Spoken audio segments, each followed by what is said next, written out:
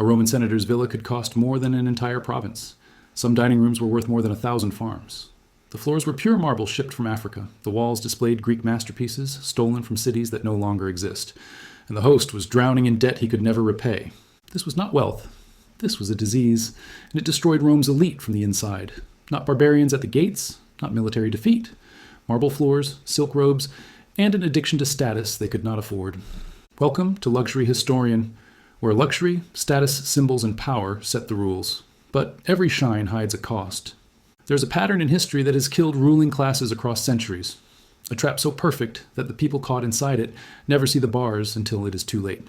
Rome's elite did not fall because they loved beautiful things. They fell because they got trapped in a status competition with no exit. A quiet civil war of appearances. And once you entered that war, surrender meant political death. Here is what that trap looked like. Here is how it worked. And here is why we are building the exact same trap right now in 2025. Before Rome became an empire of marble and gold, it defined itself through discipline. The early Roman elite told a story about themselves. Plain wool clothing, simple food, modest houses, military service in person. Luxury was not just bad taste. It was moral failure. They even wrote it into law.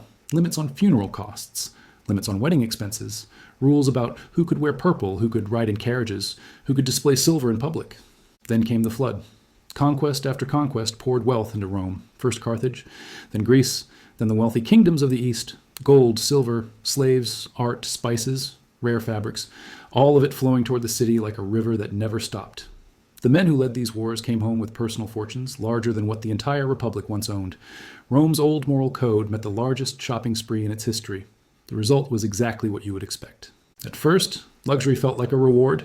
You served the state, you risked your life, you conquered a province, so why not build a bigger house? Why not cover the floors with mosaics? But here is where the trap began to close. The Roman elite was small. They knew each other. They watched each other. If one man built a villa on the coast, his rival needed a larger one. If one hosted a feast with exotic birds, the next needed stranger food and rarer wine. Status stopped being about having enough. It became about never being the one with less. This was not indulgence. This was warfare. A villa was not a house. It was a weapon in a silent battle for influence. Along the Bay of Naples, senators and equestrians built vast estates with private harbors, fish ponds, theaters, heated baths. Some dining rooms cost more than entire farms. Writers complained that walls were literally plated with marble because painted plaster no longer looked rich enough. Purple dye spread wider across togas. The brighter the color, the louder the signal. Luxury had become a language, and the elite were screaming. The problem was that this language was incredibly expensive to speak. Serving in Roman politics already cost a fortune. To win office, you funded games, supported citizens, maintained networks of clients. You showed generosity in the forum, at dinner, on every public holiday. Now add the villa, the imported art, the rare foods, the slaves with specialized skills. Add the expectation that every visit to your house would be a performance. Normal income could not keep up. So the Roman elite turned to debt. Let's do the math. A seaside villa cost 10 million sesterces. A Roman legion of 5,000 men had an annual pay budget of 4.5 million sesterces. One villa equaled the cost of running 2 legions for a year, but that senator does not have 10 million, so he borrows. From equestrian financiers, at 12% annual interest. That is 1.2 million sesterces every year just in interest payments. Where does a senator get 1.2 million per year? Option 1, increase income legally. Impossible. Tax revenues from his estates will not cover it. Option 2, govern a province and extract, quote, gifts, unquote, from local leaders. The villa on the coast just forced corruption 2,000 miles away in Syria. Not because the senator was evil, because the math left no other choice. Here's the part that should terrify you. This was not a choice anymore. It was a system. And the system was total. Even a senator who despised this game, who wanted to live simply like his ancestors, could not opt out. Refusing to play meant losing political influence, losing clients, losing alliances. It meant admitting you were too poor or too weak to compete. In Roman politics, that was a death sentence. The marble villa was not decoration. It was survival. Picture one senator, old money, conservative. He watches marble being installed in his own home and sees not wealth, but a debt schedule. He hears his guests laugh at banquets and hears something else, the ticking of a clock counting down to his family's ruin. He knows the mathematics of collapse, but he cannot stop, because stopping means losing everything faster. Now picture his rival. New money, an equestrian who made a fortune in tax collection. For him, that same marble is not a burden. It is a passport. The only way new wealth buys old respect.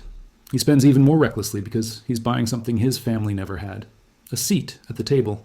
And in doing so, he makes the game even more expensive for everyone else. Two men, different reasons. Same trap, same ending. The satirist Juvenal saw this perfectly. He wrote about aristocrats who publicly condemned luxury and privately bid on the most expensive Greek statues through anonymous agents. The hypocrisy was not a bug. It was the system working exactly as designed.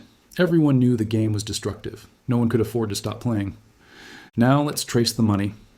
Because this is where private excess becomes imperial collapse. That villa with the marble floors and the private theater. It required income the senator did not have, so he governed a province. And when he arrived, he came with obligations. Creditors back in Rome, investors who funded his election, clients expecting rewards. The fastest solution was simple. Treat the province as an open wallet. Here is what that looked like in practice. Overtax local communities, take bribes to settle legal disputes, award contracts to friends, sell justice to the highest bidder, accept gifts from city councils desperate for protection. The gap between legal revenue and theft was thin, and the pressure to cross it was constant. Every new fountain on a villa in Campania meant a bridge left unbuilt in Gaul. Every payment to a Greek sculptor was salary unpaid to a legionary on the Danube. The money did not vanish, it just moved, from the provinces into private hands, from the army into art collections. The soldiers noticed their pay was late. Their equipment was substandard. The roads they defended were crumbling, and they watched governors arrive, strip the province bare, and return to Rome to build palaces. So their loyalty shifted, not to the abstract idea of the Senate, not to Rome as a concept, to the general who could pay them, here and now. With plunder and land grants, those generals were part of the same system, but they played by simpler rules.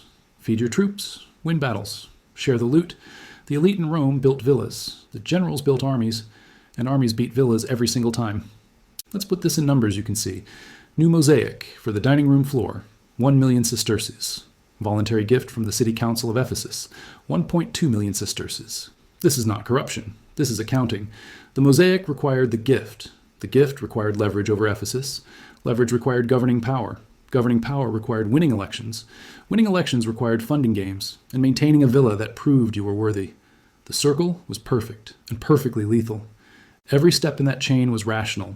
Every individual decision made sense. Build a nicer house to attract better clients. Borrow to afford it. Govern to repay the loans. Extract from the province to cover the interest. Use the profits to build an even nicer house. Repeat.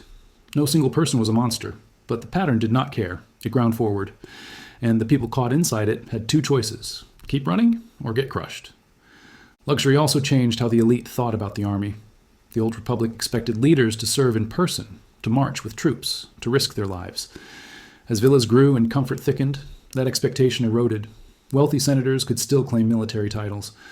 But the real work fell to professional commanders, who stayed with legions year after year. The soldiers gave loyalty to men who shared their danger, not to distant figures in marble halls. The elite did not abandon the army, they subcontracted it. And when politics turned violent, the people who controlled force were no longer the senators.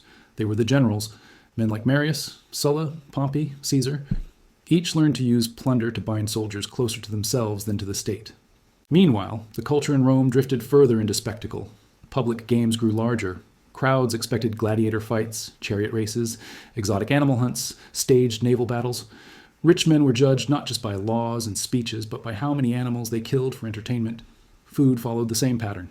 Banquets became theater. Hosts competed to serve flamingo tongues, dormice, and honey, fish so fresh they were gasping when presented. The point was not taste. It was proving you could ignore normal limits. Luxury was performance art. The imperial period did not reverse this. It scaled it up. Emperors built palaces that made senatorial villas look small. Nero's Golden House had a revolving dining room and an artificial lake. Later rulers covered hillsides with palaces and private gardens. The court became a theater of silk, gold, and ceremony. Access to the emperor meant access to favors, so everyone who could afford it poured money into clothing and jewels to stand out. A plain toga no longer signaled virtue.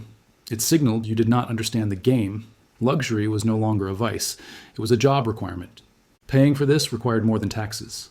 Rome imported silk from China, spices from India, incense from Arabia. Precious metals flowed out to pay Eastern merchants. At the same time, emperors debased the coinage. Under Augustus, the silver denarius was 95% pure silver. By Caracalla, it dropped to 50%. By Gallienus, less than 5%. A coin made of solid metal became bronze with silver wash. Inflation followed. Prices rose because money lost its anchor. The glitter at the center balanced on a weakening currency. By the time external pressures hit Rome, the elite was already compromised. The army was powerful, but underpaid and suspicious of the court. The currency was debased. Tax bases in some regions were exhausted. Corruption was not a scandal, it was the system. In that environment, the villas and palaces were not just offensive. They were fragile. One civil war, one bad succession, one strong enemy, any of it could shake the whole structure. The collapse of confidence came before the collapse of walls. So what did luxury destroy? Not intelligence. Roman elites remained educated and capable, not courage. Many still fought and died. What luxury destroyed was their sense of limits. When you live surrounded by objects that defy normal logic, you start believing consequences will also bend. That debts can always roll forward. That provinces will always produce. That soldiers will always stay loyal. That marble lasts forever. It does not. Here is the pattern. First, a community defines itself through shared discipline. Then success arrives through real courage and sacrifice. Success brings surplus. Surplus buys comfort and symbols. Those symbols become status markers. Once status depends on them, the pressure to maintain display becomes relentless. Costs rise. Debt spreads. And the people in charge become more loyal to their lifestyle than to their purpose. The next crisis is not just a test of strength. It is a test of what they are willing to lose. Rome's elite failed that test. They were not monsters. They were humans inside a system that rewarded the wrong instincts for too long. They learned to see marble as proof of success, not as a bill waiting to be paid. They treated villas and banquets as evidence the gods favored them. But history does not accept payment in mosaics. It asks simpler questions. Who works the land? Who fights? Who pays? Who decides? When those answers drift too far from the people living under the glitter, the bill comes due. Sound familiar? In 2025, we are watching this pattern repeat. Not with marble villas, with mega yachts and private space programs, not with Roman provinces, with global supply chains and emerging markets, not with denarius debasement, with quantitative easing and endless deficit spending. The competition is not for coastal estates. It is for who has the bigger jet, the taller tower, the more exclusive access. Different toys, same psychology, same mathematics. And here's what Rome teaches us. The people inside the system never think they are in danger. They think the system is permanent. They think their wealth proves they are winning. They do not see that every dollar spent on status is a dollar not spent on infrastructure, on wages, on stability. They do not see that when you hollow out the foundation to decorate the facade, collapse does not announce itself. It just arrives.